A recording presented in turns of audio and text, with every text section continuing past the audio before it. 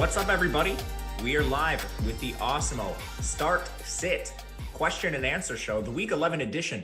I am your host, Matt Gajewski, and I am here with Kyle Dvorchak. You can follow me on Twitter at Matt_Gajewski. You can follow him at Kyle Tweets Here. Our title sponsor today is Yahoo Fantasy. And before we get started, please hit that thumbs up button, subscribe to the channel, and hit that notification bell so you know when this and all other content goes live. It is the best way to support us at Awesemo.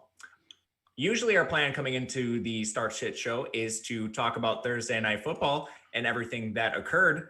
Now, we got breaking news a little bit before the show. Jameis Winston turns out is not the starting quarterback for the New Orleans Saints. They are going with Taysom Hill. There were a lot of reports, Shefty talking about this, the Saints beats. They even went as far as to say that Jameis Winston is not going to be a factor in the game. I thought they would rotate, but apparently Jameis Winston being phased out, and they're going full-blown Taysom Hill, fancy Tim Tebow-esque. What are we doing with this situation, Kyle? I've got to ask you right away.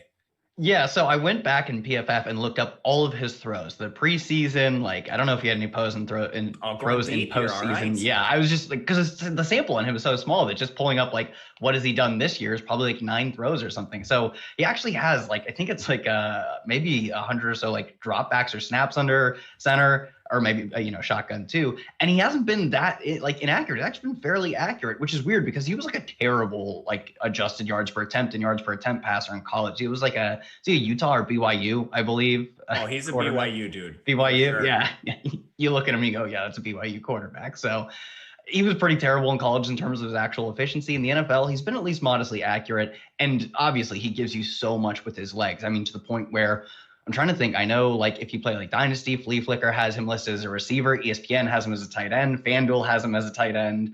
So in any spot you can play him at a non-quarterback position, I can't imagine you have a roster that is not worth doing that. Maybe even just play him in the flex. If you have Travis Kelce, I would not play him over Travis Kelce at tight end. That's about it.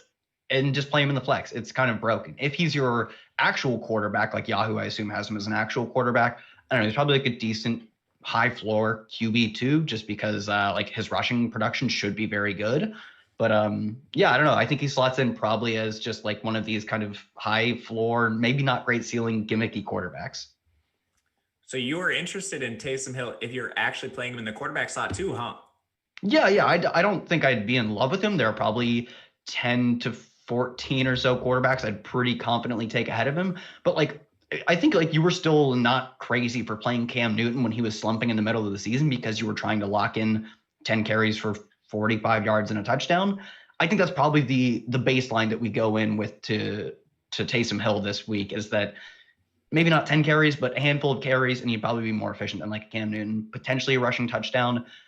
I'm not going crazy for him if I'm playing him in quarterback, but there are worse plays. Yeah, it's not like Atlanta's defense is really scaring anybody either. So I'm with you. I'm starting Taysom Hill in a league, but we've talked about this particular league a few times on the show. I've had a lot of injuries, and Teddy Bridgewater was my starting quarterback. So times are tough for me in seasonal fantasy, at least my high stakes league. But anyway, guys, thank you for being here. If you are already rolling into the chat, what we do on this show is answer all of your questions. In between, Kyle and I talk about some of the big topical points for the week. But if you have a question, throw that into the chat. Kyle and I will surely get to it. Any start sit decisions or overall season-long fantasy questions you may have. I think the biggest one was Taysom Hill, and I'm sure we'll get some either-ors throughout the show. I thought I had an either-or potentially with my Teddy Bridgewater situation, but alas, we are rolling with Taysom Hill this week.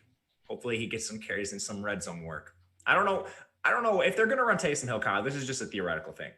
As a coach, Taysom Hill gives you slightly above average replacement level talent with his arm. Why are you not just running Alvin Kamara in the Wildcat? That would be sick. I remember, I think it was a game that maybe Pittsburgh was out without Ben Roethlisberger, and they were playing the Chargers. It was my freshman year of college. They were on the goal line, maybe a 2-point conversion, and Le'Veon Bell struts out in the Wildcat. And I was like, yes, this is what you do when you're in desperate times. Alvin Kamara, I'd love to see Alvin Kamara in some Wildcat snaps. So I think it's awfully likely no, but that'd be pretty sick to see. Why are they not doing it? I legitimately believe, I believe that they believe that Taysom Hill is the quarterback of their future. They're paying him like double-digit millions of dollars, like in the either 10 or 20. It's like 11 or 21, I think. I don't know why the second digit being a 1 sticks out to me, because they had to like either transition or franchise tag him or something weird like that to keep him on the roster. And they're paying Jameis Winston, I think, $1 million. Given that the money is going this way and the starting, roster spot behind Drew Brees is going this way, they legitimately think he is their quarterback of the future. Do I think that? No, but their actions say that that's at least what they believe to be the situation. Man, I didn't even consider the money. That is a very telling sign. I've just been assuming blindly, like, all right, Jameis Winston's going to take over right when Drew Brees retires. There's a little more to this. You're absolutely right about that. Some questions are rolling in from the chat. We have one from our very own producer, Jordan. He apparently has Allen Lazard coming back from injury, and he asks Allen Lazard or Brandon Cooks. I think this is pretty easy. You roll with Brandon Cooks. You roll with the number 1 receiver on the Texans. Locked in target share. Pretty easy for me. Any qualms for you? Yeah, I mean, there's no such thing as dumb questions, but Jordan, come on, better questions from Jordan. No, I mean, Brandon Cooks pretty easily. He is playing as the number 1 receiver on a pretty solid passing offense led by Deshaun Watson. So I will go with that over a number maybe 2, probably a number 3 receiver on still a good passing offense, but it doesn't seem like Allen Lazard is just going to come back and get a giant role right away. At least that's not what we should project. And Brandon Cooks is getting a giant role. So Cooks quite clearly. Loco says best producer in the biz, referring to Jordan. I do agree. Yeah. Props to you behind the scenes. Mateo Smith is really panicking on Michael Thomas. He asks what he should do in kind of a blanket statement. Generally, as far as theory goes, when you draft someone highly and maybe they're an underproducing asset, whether that be injury, unless it's like a T.Y. Hilton, I'm sticking pat. Michael Thomas, he's young. He's coming off the injury. We have very strong priors on him leading the league in almost every single receiving category last year. The real question is, like, if you traded him at this point, if you can still do trades, assuming your deadline's not passed, you're definitely not dropping him. If you're trading him, you're selling him low. What are you really getting for him? I would rather just hold tight, hope that he bounces back, and roll with him through the rest of the season. How would you approach Michael Thomas as an owner right now? Yeah, like you said, most trade deadlines are probably passed. And if you are trading him, he has performed so poorly that I think your ceiling with Michael Thomas is pretty much unchanged. Maybe it's a little bit changed by the quarterback situation, but I think potentially getting Michael Thomas on some deeper routes could just change the way he gets fantasy points, not really lower his overall fantasy production. So his ceiling remains unchanged, but I don't think people will appreciate that when they are not only when they are looking to like trade for or trade away Michael Thomas, but even when they're making their start sit decisions. So because of that, because I think we have to lean heavily on our priors of 2019, even before 2019, he was awesome too. It was just 2019 was the peak. Because we have a strong prior on how good he is, I don't really think you can afford to bench him. And I don't think you're going to get what it's worth to trade him away. I still view him as a receiver, like a top 12 wide receiver. I think he's the number 1 receiver at this point now. He's probably closer to the middle of the pack of the wide receiver ones. But I mean, you're not benching that guy. You're not trading that guy. I'm hanging pat and I'm still playing him. Yeah, I'm with you too. Someone asks, is Swift playing? If not, should I try to get Burkhead, Breida, or P. Ryan? Swift is dealing with a concussion, so we likely won't have definitive word on this until we get closer to game time. Right now, last I saw, he's unlikely, which doesn't necessarily rule him out. Again, when you're in concussion protocol, it's not like he's rehabbing a normal injury. He's just battling against the protocol. So he has to pass each individual step. And we'll know once he gets through those steps, or once he fails to reach one of them, that's when we'll get definitive word. So we'll need to wait a little bit. As far as your other options, Burkhead, Breida, or P. Ryan, P. Ryan's a little misleading right now because there's 2 P. Ryans actually seeing work, LaMichael and Samaje. I'm going to assume, Samaje and P. Ryan saw some decent work in Cincinnati, so I feel like I have to specify this. I would prefer Burkhead in this situation. I just think he has the clearest path to touches in New England, and New England's running about 40 times a game when they can actually impose their will. If Swift doesn't play, would you prefer Burkhead, Breida, or P. Ryan? Yeah, I think regardless of which P. Ryan it is, I would still take Burkhead. It's super funny. For whatever reason, Samaje P. Ryan is actually the one that triggered in my head first. I was like, I don't know. I guess he gets a few carries. I wouldn't really consider him. But no, versus Burkhead, who plays like right now in the past 4 weeks, he's actually run more routes than James White. And of course, he's not going to get the bulk of the carries, but you can still project him for between probably 5 and 10 carries and between 3 and 5 targets or so. And I mean, I have a few leagues where I'm getting forced into playing these ugly backs. And I think he is the premier ugly back now that we had Chase Edmonds early in the year that people didn't get a ton out of him. They cut him. And then people realized, oh, well, he's just a good PPR back. That's fine. Then we had JD McKissick was another one that people didn't see any upside in him. The upside is that he's getting you, I don't know. Well, now it's 14 targets a game, but he was getting you 7, 8 targets a game. I think the next iteration of that back is Rex Burkhead, where you're just like, I know the upside isn't great. I don't think I have a high like floor or ceiling, but it's so much better than you're going to find over almost anyone else on the waiver wire, as long as your Balages and your Salvin Ahmeds have already been taken. So it's ugly, but I think it's fine. And he's not drawing dead to score a touchdown either, because the offense has kind of turned around a bit since the really bad middle of the season for Cam Newton. Yeah, you're definitely not wrong here. It's a tough situation to evaluate. Hopefully you just get DeAndre Swift playing, but I'm with you. Next question we have is starting 2 out of this group of players. It is Ezekiel Elliott, Antonio Gibson, and Mike Davis. This is actually a tough decision, but at least there's serviceable options. So congrats to you here. I actually don't mind Ezekiel Elliott. I think his volume is probably the most locked in here. Mike Davis would be next for me. I think a lot of what Mike Davis, I guess, lack thereof, his production last week was influenced by him suffering a hand injury. And I think Mike Davis would be the second guy here. Antonio Gibson does find himself as a favorite this week. I still am a little concerned with him splitting time with JD McKissic, however. So it would be Ezekiel Elliott and Mike Davis for me. Antonio Gibson would be the odd man out. Don't feel great about it. They're all good options. How would you approach this situation, Kyle? Yeah, Zeke was pretty clearly the choice for me. I just think these are all probably like 3 offenses that are not awfully exciting, especially when you look at potentially Mike Davis getting a backup quarterback. Not sure what the situation will end up with him, but all offenses are some level of mediocre or worse. But you get the most volume on the unamusing offense by playing Ezekiel Elliott. So it was pretty clear that I would take him. I'll go with you on Mike Davis as well. I just think that you're going to get similar rushing work to Antonio Gibson, and Gibson just hasn't been able to unseat J.D. McKissic as the pass catcher. McKissic, I believe, has 29 targets in the past 2 games, which is just nuts. Whereas, I don't think Gibson is going to have that, the potential to take that role away from him. Mike Davis, not as many targets as he saw in his first 3 starts, but he still should be the #1 pass catching back for his team. So I'll just lock in the volume if I don't think any one of these offenses is a super incredible place to target more 10 carries. I'm trying to think of Chase Edmonds, kind of the example of, I'm fine taking a little bit of risk, saying I know he's not he's already played, so it doesn't really matter. But I know I'm fine saying well, Chase Edmonds is only going to get 4 or 5 targets and 4 or 5 carries, but those come with the caveat that they're on a great offense. There really aren't many situations like that we can find right now. I think Kalen Ballage, to talk about, is probably the best one. In the absence of that, I lean on volume. I agree with you. I'm always you and I play fantasy football in very similar ways. We are always approaching volume more than anything else. The next question we have is a QB question. It is Justin Herbert versus Cam Newton. For me, it's pretty easy. I'll take Justin Herbert. Just give me the more efficient passer, a team that runs a ton of plays too, and they draw a very nice matchup this week. What do you make of Justin Herbert and Cam Newton? Yep, completely agree. Incredibly efficient passer, throwing touchdowns at a crazy clip, and he's sustained it pretty much all year as well. Good cast of weapons. I mean, when you look at the weapons, maybe it doesn't matter too much for Cam Newton because his weapons are his legs. That's his greatest weapon. But man, I can see how Tom Brady might have wanted to leave this team now that Jacoby Myers is the top pass catching option. It's tough sledding out there. So you're really relying on you're really relying on getting there on the ground, specifically a rushing touchdown. And although that's certainly not bad, I still think he's a low end QB1. Justin Herbert has performed like a top 5 quarterback since taking over. And I'm just going to keep rolling with him. For sure. Someone asks in the chat, will Alvin Kamara play this week? He was downgraded to DNP yesterday with a foot injury. He said himself that he'll be ready to go. I wouldn't have any concern yet unless he misses practice today and you get a Shefty bomb saying he's a game time decision. Otherwise, I think Kamara's fine.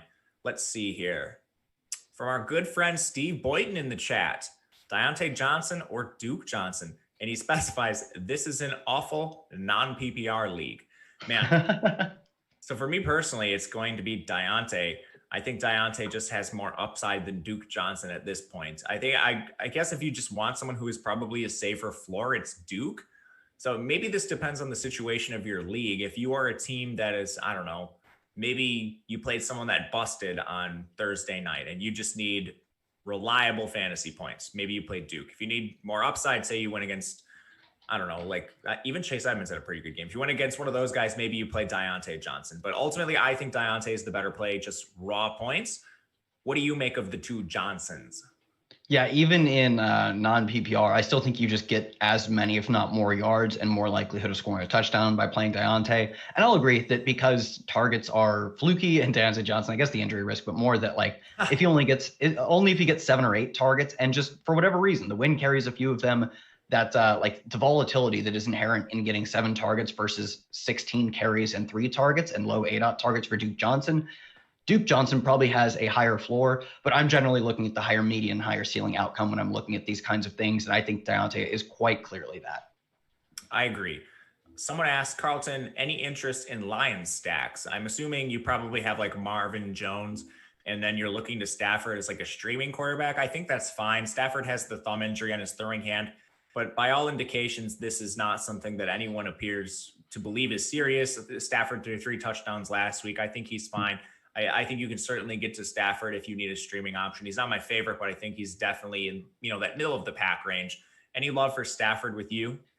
Yeah, it's a perfectly fine streaming option. And I think at this point in a lot of leagues, all of the like decent streaming options have kind of been picked up for the most part. So if he's available, he probably does end up being the best you have out there. Unless like, would you take him over Taysom Hill? I guess is kind of the perfect question. It's 2 completely opposite quarterbacks, one in Stafford who doesn't give you anything with his legs, but I still believe in the way he's played is like, he's a very solid, like franchise level passer. Whereas Taysom Hill, I don't like has been a perfectly fine passer at best, but really what you're looking for is the legs. Which one do you go with in that situation? I would take Taysom Hill. I have that decision in my league. Stafford's available. I'm starting Taysom Hill. Oh, nice. Yeah, that's what I go with too. I think like unless you're looking at a Justin Herbert level passer, like in the last question, I'm going to rely on the floor that rushing gives me. Although when you look at like, Justin Herbert, like Patrick Mahomes, these guys, they don't need rushing floor. They're so good at passing. Deshaun Watson, offers a little bit with his legs, but they're so good at passing that it doesn't matter. Stafford doesn't reach that level to me where he's not that good as a passer that I think like he just can't fail. Whereas like these rushing quarterbacks do really lock themselves into really high floors. God, Laffy started something bad with the Salvin Ahmed nicknames and Salmon Head. It's coming up in the chat. Salmon Head's in the chat. Where are you at? Laffy started in this nonsense. Anyway, okay. Chris G asks, top 2 out of Devontae Parker, Mike Williams, or Jamison Crowder. This is a tough one. I think for me, it's going to be Devontae Parker and Mike Williams with the, I guess, reemergence of Brashad Perriman and Denzel Mims. I don't know that Jamison Crowder is going to be locked into his typical 30% target share. There's actually legitimate, not practice squad level receivers competing with him at this point. I'm very high on Mims, and I think Perriman's actually better than maybe some of the early years of his career. So I'm going to take Mike Williams, who I just like his overall involvement in a high-powered offense, and Devontae Parker's the clear number 1 in that Miami offense. What would you do here between Devontae Parker, Mike Williams, and Jamison Crowder? Yeah, I had the same concerns with Crowder that I think like we think of him as almost like this dominant target share receiver, but in recent weeks that just hasn't been the case. And I think there's a few things behind that. One, they, like you said, they haven't had a healthy receiving core at all this season. It was really, I think 3 weeks ago when Denzel Mims returned, that was the first time we got to see, and even like Rashad Perriman, I believe suffered a concussion those early weeks that Mims was back. So this is the first time, like last week, I think maybe the week before, were the first times that we saw a fully healthy receiving core. And it has not been the same, 12 target upside, like Keenan Allen style at Jamison Crowder play. So for that reason, I think we're probably going to end up overvaluing Jamison Crowder going forward. So for that reason, I'm actually going to knock him out and I will take the other 2 receivers. It was Mike Williams and Devontae Parker, I believe. Yep, you're on it. Yeah, I'll take those 2 guys just because I'm concerned not only with the target share for Jamison Crowder, but I'm not even like concerned with the offense. I just know it's a downright bad offense. So we got a follow-up question that I missed initially. Sorry about this. I forget who asked it. It was the same gentleman that asked the situation regarding DeAndre Swift. So he says Adrian Peterson is also available. I'm just going to throw this to you as a hypothetical. So say DeAndre Swift sits. What do you think the backfield split is like between Adrian Peterson and Kerryon Johnson? Is there one you prefer, one you feel like very comfortable with? What do you make of the Lions backfield, assuming DeAndre Swift sits? Yeah, I think we'd probably see a lot of Adrian Peterson. I think Kerryon Johnson is a fine enough pass catcher that he'd probably, if they were to have one, work in on third downs more. My guess is they just wouldn't throw their running backs a lot because none of them are particularly adept pass catchers outside of DeAndre Swift. And Adrian Peterson was always the one who was taking the work away for the most part from DeAndre Swift. So for that reason, I think Adrian Peterson would probably come out and get 15 plus carries. Maybe not a lot of targets, but at this point, like we're talking about like playing Rex Burkhead and Kalen Ballage off the waiver wire. I think outside of like Ballage and Ahmed, Adrian Peterson would probably be the number one waiver wire pickup. I think so too. I don't feel good about it. Like in my heart, I want the carries to go to Carryon. I think Carryon is the better back overall. Jordan says he has some sort of salmon head graphic for you guys. Oh my God. I hope we don't. I don't know what we're getting ourselves into at this point. Laffy really started this like whole weird trend with the Salvin Ahmed nickname thing just because of the way. I'm like delayed a little bit. I don't know why. Anyway, I'm gonna ask the next question while this comes. Yeah, go for it. We'll just keep talking until. Oh my God, I just saw it. I still haven't seen it yet, but Jordan, you made this. This is absolutely absurd. I am completely done with this joke. I want no part of it. I'm all in for this joke. I'm done. All right. Our next question. Should I give away J.D. McKissic and Brandon Ayuk for Raheem Mostert? This is from Kush T in the chat. I personally think no. I think in the best of circumstances, Mostert splits time with Tevin Coleman, really whoever's healthy in that backfield. Brandon Ayuk right now is functioning as the wide receiver one without Debo. Still not sure when he will return. And McKissic does give you quiet PPR value as well. So I personally would not do that trade. What about you, Kyle? It is McKissic and Ayuk for Raheem Mostert. McKissic and Ayuk for Raheem Mostert. I'd go with Raheem Mostert here. I guess it really depends on your situation, though. If you have like a good stable of like 2 or 3 running backs, I would just shoot for Raheem Mostert because his ceiling is so much better. Whereas like if you cannot afford to take a 0 at run, like if you were going to trade away McKissic and get a 0 at running back this week, you can't take that 0. That 0 could be the difference between you making the playoffs and not. So I think it just depends on the floor ceiling situation. As far as I heard most recently, or I read most recently, all of the 49ers that are expected to be coming back should be coming back after their bye week. So that is, I believe that is Debo, Mostert, and Tevin Coleman, I believe is the other one. So I would say Mostert probably the best ceiling play. And if you can afford to just punt the rest of these players for a ceiling option, Mostert has the highest ceiling by far. If you are on the fringe of making the playoffs, like if you are, a 500 or just over 500 team and you can't be affording to lose at running back this week, I wouldn't trade away the target value you get from McKissic. When you said the 49ers players are coming back after the bye, that doesn't include Kittle, right? No, it doesn't include Kittle and doesn't include Jimmy. It's just the ones who are more weak, like day-to-day / week to week. I wanted to really specify that. Okay. No, I'm sorry. Dang it, I was excited. I know he's in your high stakes leagues. I dropped him. I had to. Anyway. No, he's not coming back this season. At least in the regular season, doesn't look like so. All right. Before we move on, guys, hit that thumbs up button if you're in the chat. Appreciate all your questions very much. Keep throwing them there. We also have a couple of specials running right now at Awesemo.com. You can get access to all the great Awesemo Plus tools and content for nearly every DFS sport out there with an Awesemo Plus weekly pass for $29.95. This includes full access to all premium content and tools on Awesemo.com, including player projections, ownership projections, premium Slack, and so much more. Maybe you're on a budget, though, and you need a cheaper option. Right now, we have a special for new members only. If you head over to Awesemo.com and get an NFL Express weekly pass, it is just $1 when you use promo code Mayflower at checkout. This pass now includes access to all the tools and content for showdown and single game slates, including the player projections, ownership projections, top plays tool. Sign up now to get access for 4 showdown slates, including Thanksgiving Day.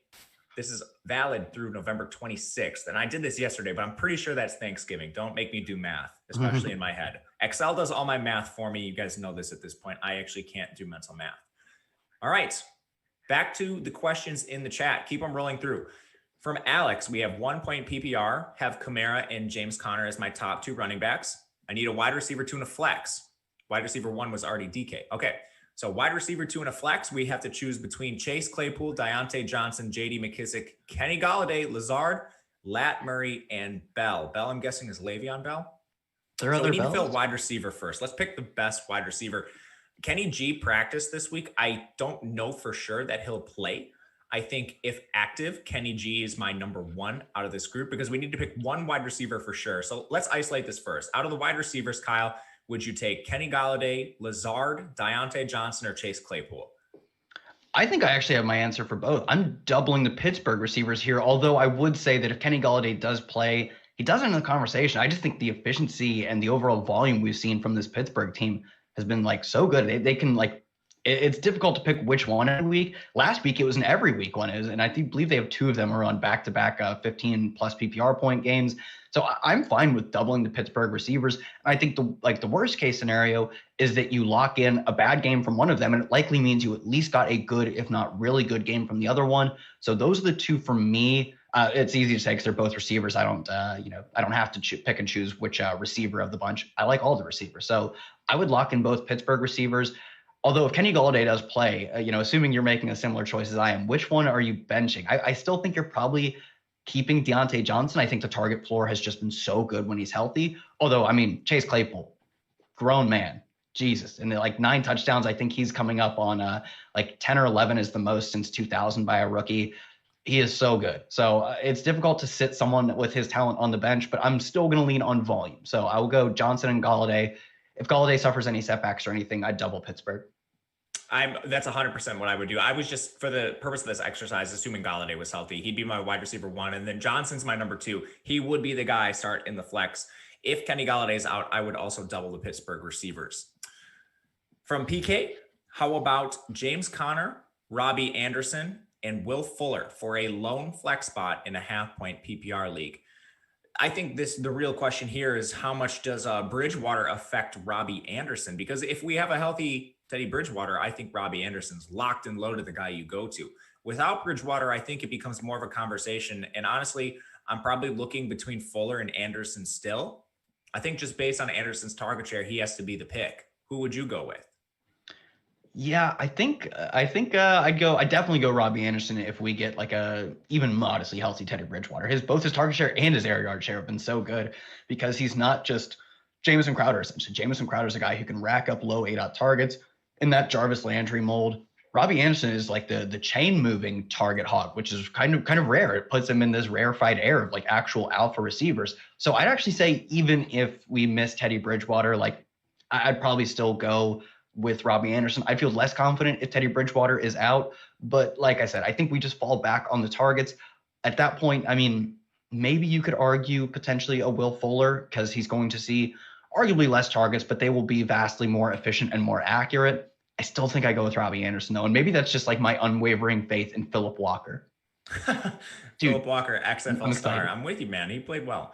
I think he'll be fine enough.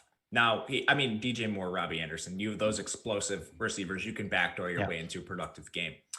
Someone asks, do we think New Orleans starting Taysom Hill is just so their opponent prepares for the wrong quarterback? I don't think so. This is like NFL football is a little different than other leagues. Like college, sometimes you'll see this, but NFL, there's beat reporters at practice. The guy who's taking first team reps in practice, that's the guy they're going to put on the field. They're not going to waste those opportunities. So I don't think there's any merit to Taysom Hill being a smoke screen play. Steve Boyden is very interested in college basketball, asking me about Kobe King and Thor Jarnerson. Kobe King's not on Nebraska anymore. So is that how you say that? Thor Jarnerson? Yes. I saw that. I looked at that and I was like, I hope this question doesn't come to me.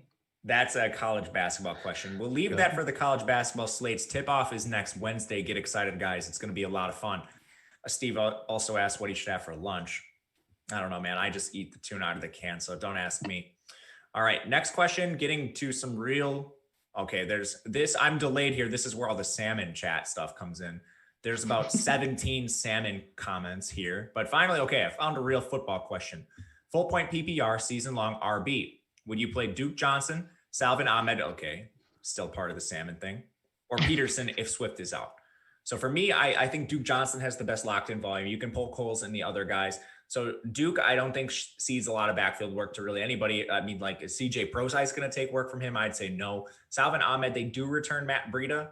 I don't think Breida siphons too much work, but it's at least a concern. Peterson, there's the same concern with Kerryon Johnson. So give me Duke Johnson out of those three. Again, Kyle, it's Duke, Salvin Ahmed, and Adrian Peterson, assuming Swift is out.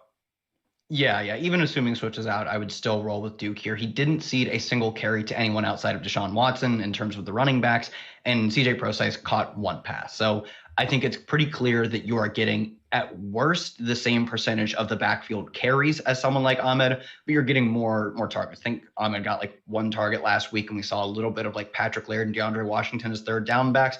With Breida potentially back, I think he could, like, it's probably the median projection is one target for Ahmed, who I still like, but if I can lock in more volume on just as good, if not a better offense with Duke Johnson, I'm going to go with that.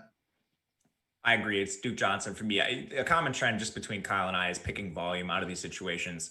Aaron Wade asks, thoughts on Kalen Ballage? This is on our topical note sheet I just prepared behind the scenes in case the questions go dry for a little bit. And my question to Kyle on the sheet is, Kalen Ballage an RB1 this week. And I tried to give him a 1v1 if he prefers Kalen Ballage or Zeke Elliott. Maybe we can make this a two-part question, because I never thought we would like coming into 2020, Kyle, did you ever think you would be answering the question, should I start Kalen Ballage or Zeke Elliott? If you said, should I start Kalen, I would not have thought you would have mentioned the name Kalen Ballage. I would have bet the under on mentions of Kalen Ballage's name, 0.5. I would have bet the under on that period. Not should I start him over, of all players, Ezekiel Elliott. I would have imagined we would not talk about him once. So the fact that we are talking about him in the context of versus Ezekiel Elliott is absolutely berserk. This is a really difficult one because this does come into the threshold of course, I like volume, but I understand that we've seen, even like versus the Cardinals was Andy Dalton's one start. They were a terrible offense. I believe it was versus the Cardinals.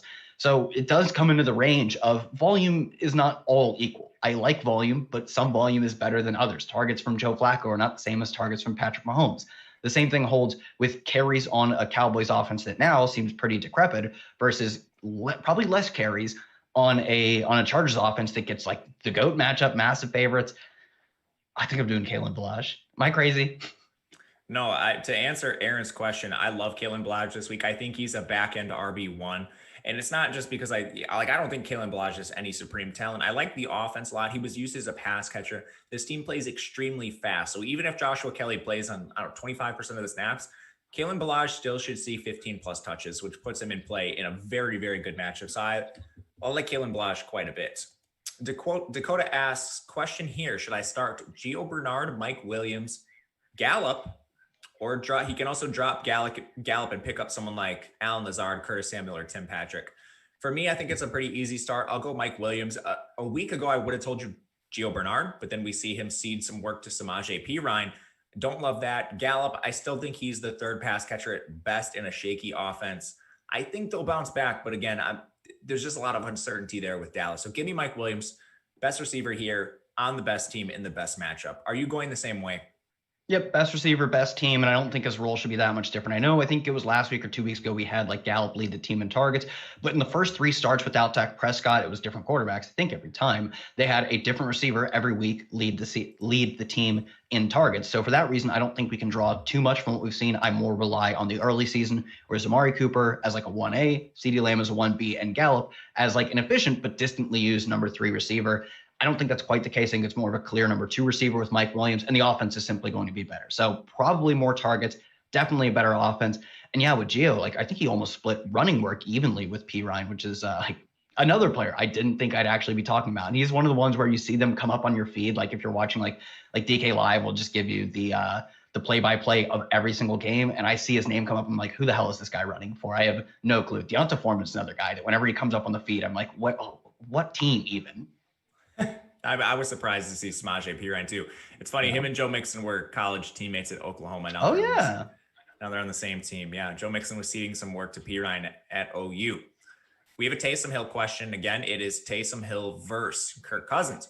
I prefer Taysom Hill in this situation, and I kind of just want to go through an exercise like, who do we prefer Taysom Hill over? I'm just looking at the list of available quarterbacks right now. It's, like I definitely prefer him over someone like Alex Smith. I prefer him over someone like JP Walker. Cam Newton, I think I still would prefer Taysom Hill, which is crazy to me at this point. Carson Wentz, I would prefer Taysom Hill. Baker Mayfield, Taysom Hill. Yep, Taysom. I think it gets debatable when we start getting to guys like Ben Roethlisberger or, Tannehill, someone who's been very efficient, or like Tua Tagovailoa. So that's kind of where I'm drawing, I don't know, the hard line in the sand. I prefer Taysom Hill basically over any of the quarterbacks that are probably on the waiver wire. Once you start getting into the locked-in starters, like Ben Roethlisberger is probably where I'm going to draw the line. Where's that line for you with Taysom Hill? Yeah, I think it's that exact same spot. It's just deciphering which like pass only quarterbacks I would play him over. I think the line probably splits exactly between it would be Ben Roethlisberger and then like Stafford and Tannehill. I guess like runs a tiny bit, but it's mostly those guys. I think Ben Roethlisberger just meets the threshold of I think he is a good enough passer, high implied team total, and awesome weapons to where I would take him over Taysom Hill.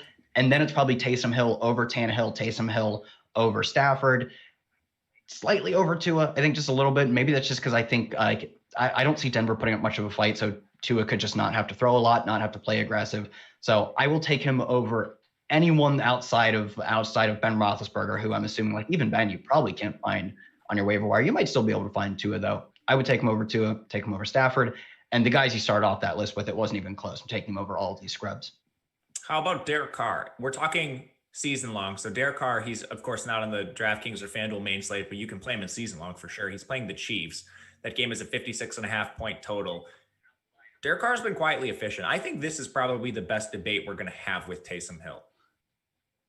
I think I'm still going to go with Taysom Hill specifically because if they actually do manage to keep it close, which I don't think is awfully likely, but I do think there's a scenario where as long as they're playing within a touchdown or maybe even like 10 points, we've seen that all they want to do is run the football. They don't want to throw with Derek Carr. And he has been efficient. He's been surprisingly efficient, given that like they haven't even worked in Henry Ruggs that much and he's still just throwing quite well. So he is not a bad streaming option. I just think the rushing floor, like my floor is exponentially higher with a Taysom Hill than it is with a Derek Carr. I do think their ceilings probably come very close. You maybe even argue that like Derek Carr could have a higher ceiling in the shootout. I would say, though, I'm going to go with the rushing potential. I'd say Derek Carr probably falls right. Like those are probably 1-2 for me in terms of like the kind of waiver wire guys. It'd be like Ben, Taysom, and then Derek Carr, and then like slotting, your Staffords behind them, Ryan Tannehill's guys like that. Me too. I'm with you.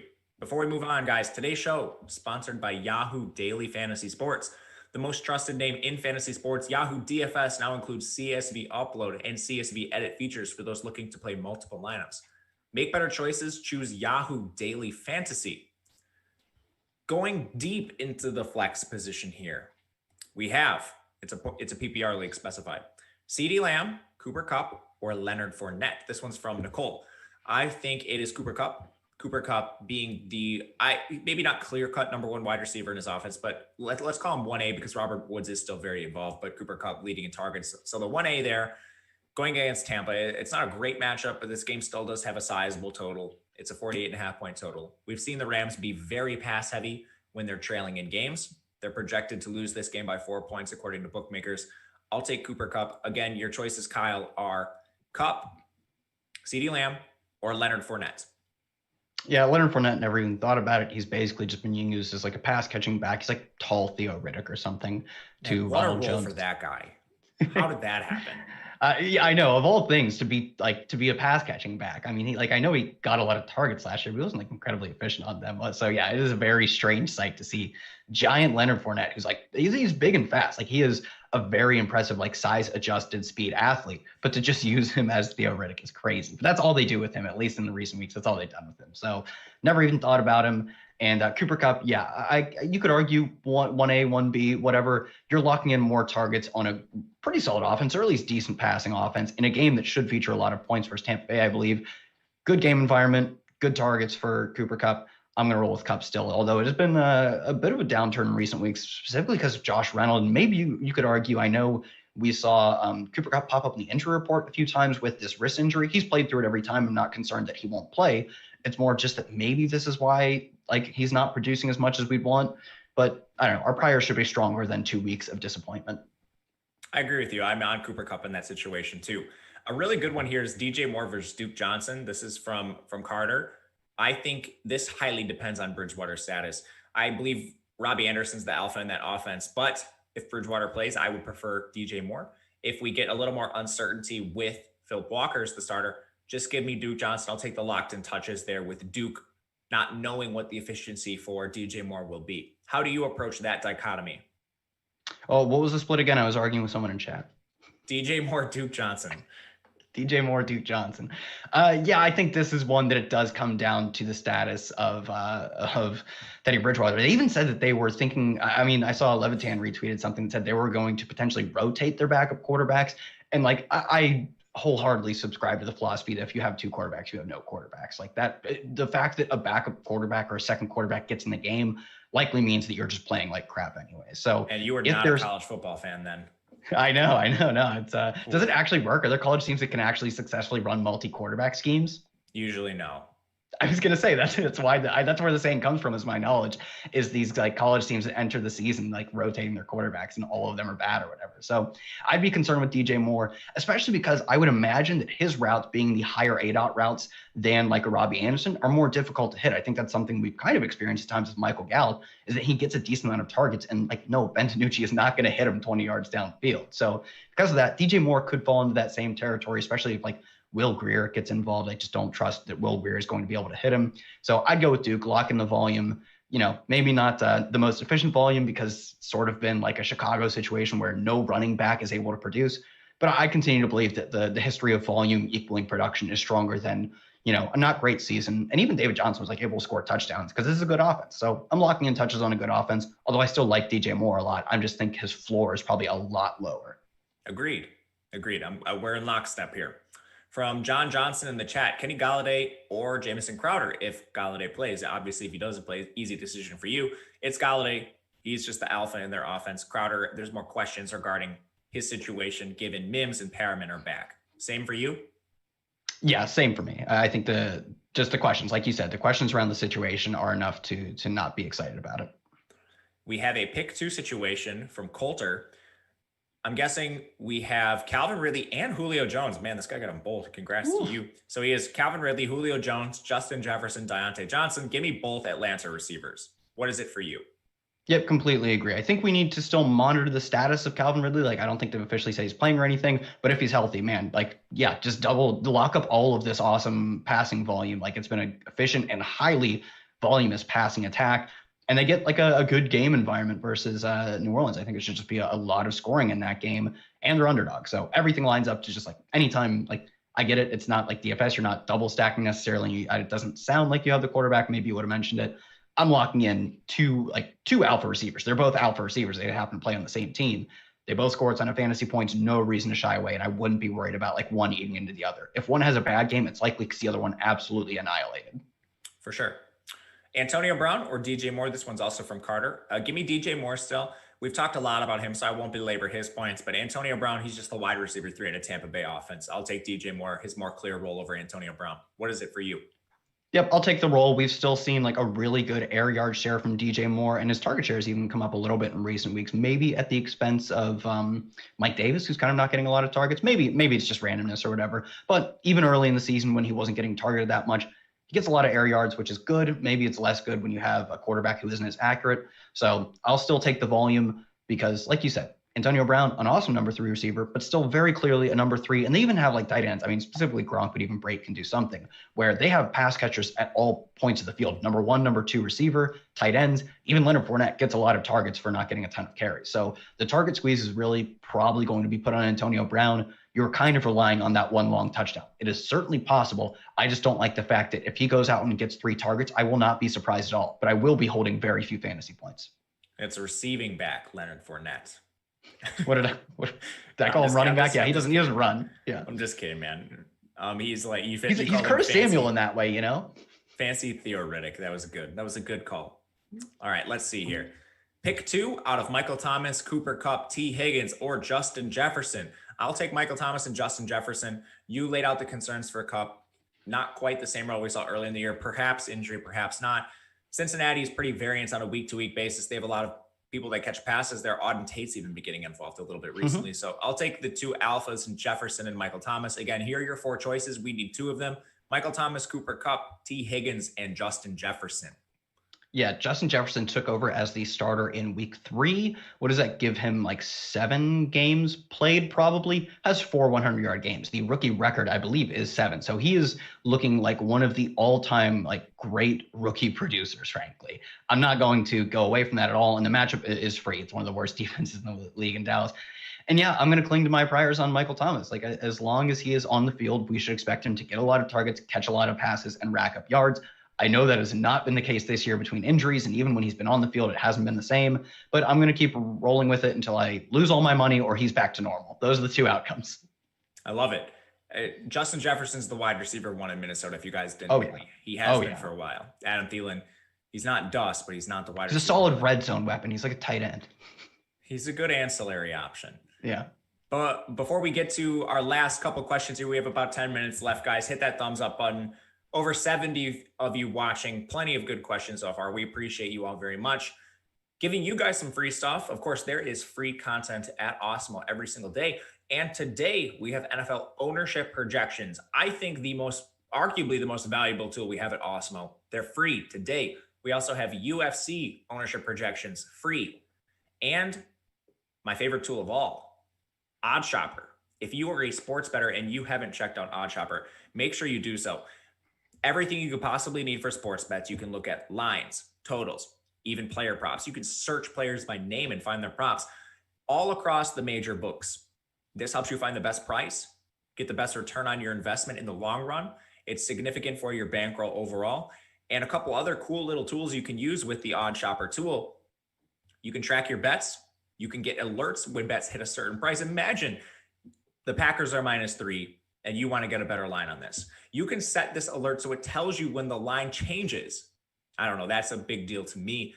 This is all at oddshopper.awesemo.com, and it is free to use. So make sure you check that out. Very good tool for your sports betting needs. Last couple questions we have, of course, guys, if you have some, throw them into the chat. Matt, did you get your birthday present yet? AKA a TV. No, I did not get a TV in the last 24 hours. A lot of the chat has found out about my lifestyle. I don't know what I think about this, but we have a couple other real NFL questions. This is sad, but my only options, MVS or Pittman or Aguilar. Unnecessary roughness gives this chat. I think you might be dealing with a little better situation than you think, my friend. I was going to say the same thing. I am very high on Michael Pittman. Kyle, tell me why we like Michael Pittman so much.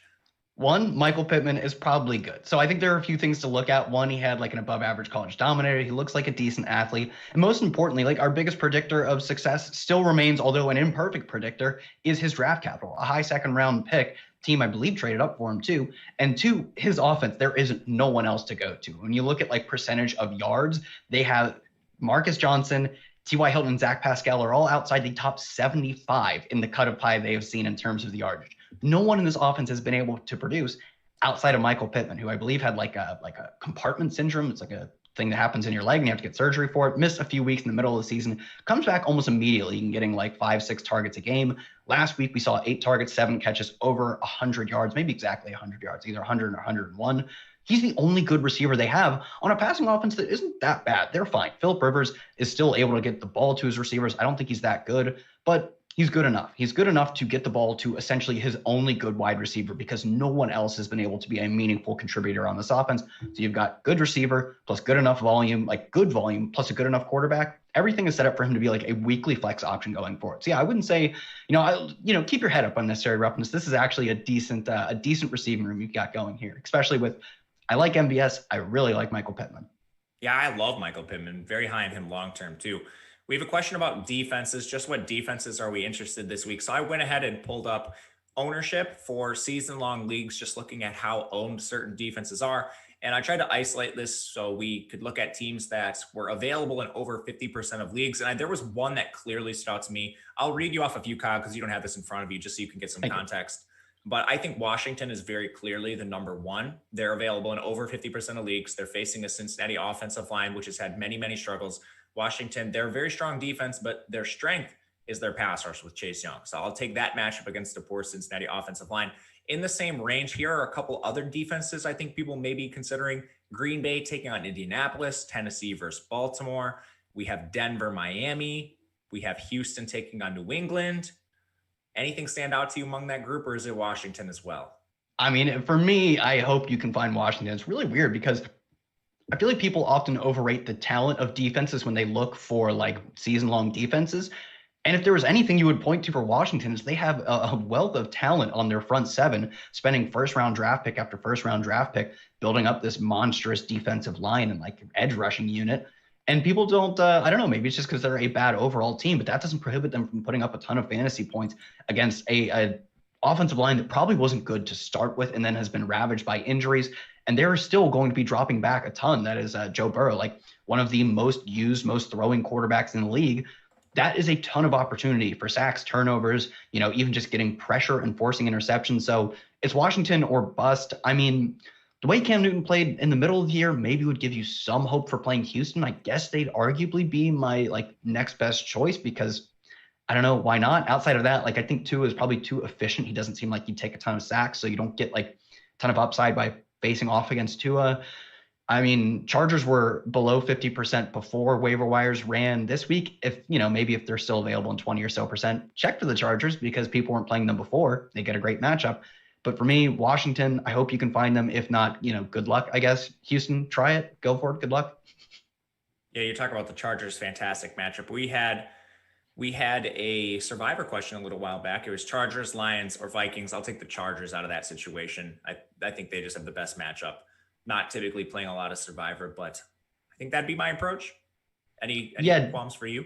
Definitely. I guess you'd have to look at is there a better, there can't be a better spot for the Chargers coming down the road though. The Jets is the spot. So I think if you're just looking to maximize this week, it is clearly the Chargers unless there is a next level, which there is, but without having all the schedules in front of me, not knowing the next levels of strategy, trying to maximize your long-term win probability, it's the Chargers and it's not close. The Jets are one of the worst teams we've seen in the past 5 years. How about Nyheim Hines versus Duke Johnson?